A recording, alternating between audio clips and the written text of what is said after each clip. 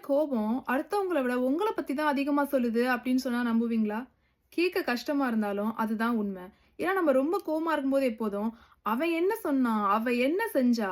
அவங்க நம்மள எப்படி கஷ்டப்படுத்துனாங்க?" இப்படிதான் அதிகமா யோசிச்சுக்கிட்டே இருப்போம். ஆனா இது ஜஸ்ட் மேலோட்டமான எண்ணங்கள் தான். அப்போ அதுக்கு அடியில என்னதான் இருக்கு? நம்ம சில எமோஷன்ஸ சாஃப்டர் அண்ட் வீக்கர் எமோஷன்ஸ்ன்னு முடிவு பண்ணி வச்சிருக்கோம். அது நம்மள பலவீனமா ஆக்கிடும் அப்படின்னு நம்ம நம்புறோம்.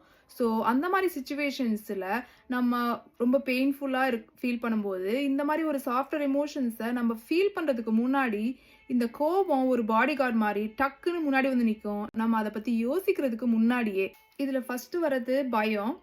பொதுவா ஒரு சேஞ்சோ, இல்ல ஒரு அன்சர்டைன் சிச்சுவேஷனோ நம்ம ஃபேஸ் பண்ணும்போது, அதோட அவுட்கம் அது எங்க போய் முடியுங்கிறத நம்மளால கண்ட்ரோல் பண்ண முடியாது. அந்த இடத்துல நமக்கு அத சுத்தி ஒரு மாதிரியான ஆங்ஸைட்டி கிரியேட் ஆகும்.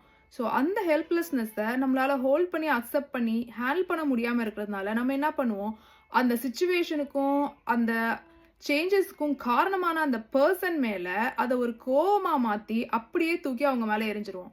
ரொம்ப சிம்பிளான எக்ஸாம்பிளா சொல்லணும்னா, உங்களோட பார்ட்னர் வீட்டுக்கு லேட்டா வராங்கன்னு வச்சுக்குவோம். அவங்க வந்து உங்களுக்கு இன்ஃபார்ம் பண்ணல அப்படின்னா, அவங்க வீட்டுக்கு வந்தோனே, "உங்கள காணோம்னு நான் ரொம்ப பயந்துட்டேன்" அப்படின்னு நம்ம சொல்ல மாட்டோம். அதுக்கு பதிலா, "இவ்வளோ நேரம் எங்க தான் போயிருந்தீங்க? ஒரு கால் கூட பண்ண முடியாதா?" அப்படின்னு நம்ம கோவமா தான் கேட்போம். அடுத்தது கொஞ்சம் டீப்பரா வர்றது ஷேம். ஒருத்தவங்க நம்மள பத்தி ஃபீட்பேக் குடுக்குறாங்க அப்படின்னே வச்சுக்குவோம். மேபி அவங்க ரொம்ப சாஃப்ட்டரா குடுத்தா கூட, சம்டைம்ஸ் அவங்க பக்கமாவே அத திருப்பி, அவங்க கேரக்டரையே பெருசா டேமேஜ் பண்ணி பேசிடுறது. ஏன்னா, நமக்குள்ளேயே நம்மளால ஃபேஸ் பண்ணவே முடியாத ஒரு விஷயம் இருக்கும்போது, அத நம்ம ஏத்துக்க விரும்பாத போது, நம்ம என்ன பண்ணுவோம்?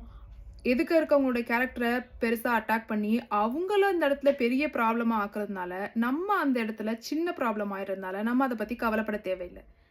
ஸோ, இது ஒரு டைப் ஆஃப் கோவம். அடுத்தது உள்ளது தான், எப்ப வெடிக்கும்னே சொல்ல முடியாம இருக்கிற எமோஷன், டிசப்பாயின்ட்மென்ட். இப்போ நம்ம ஒருத்தவங்க கிட்ட ரொம்ப பெரிய எக்ஸ்பெக்டேஷன் வச்சிருக்கோம். சம்டைம்ஸ் அத சொல்லுவோம், சம்டைம்ஸ் சொல்ல மாட்டோம். ஆனா, அவங்க அத கண்டிப்பா பண்ணிருவாங்க அப்படின்னு நம்புற இடத்துல, அந்த எக்ஸ்பெக்டேஷன் பெருசா உடையும்போது, எனக்கு மனசுக்கு ரொம்ப கஷ்டமா இருக்கு அப்படின்னு சொல்றதுக்கு பதிலா, "இத கூட உன்னால பண்ண முடியாதா? ஏன் இப்படி பண்ற?" அப்படிங்கிற மாரி அது ஒரு கோவமா தான் வெளிப்படும். சம்டைம்ஸு இது ஒரு தடவையில வெளில வந்துராது. அது ஒண்ணு மேல ஒண்ணு மேல ஒண்ணு ஆட் அப் ஆயி, என்னைக்காச்சும் ஒரு நாளைக்கு பெருசா தான் வெடிக்கும். ஸோ நெக்ஸ்ட் டைம் கோவம் வரும்போதோ, அதுக்கப்புறமோ இந்த பாடிகார்டான கோவத்துக்கு பின்னாடி என்ன எமோஷன் இருக்குன்னு புரிஞ்சுக்க ட்ரை பண்ணுங்க. ஏன்னா கோவங்கிறது தண்ணிக்கு மேல தெரியிற பனிப்பாறை போல. அதுக்கு கீழ தான் முக்கியமான விஷயங்கள் ஒளிஞ்சிருக்கு. அது என்னன்னு நம்ம பார்க்கும்போது தான், நம்மளையே நம்மளால டீப்பா புரிஞ்சுக்க முடியும்.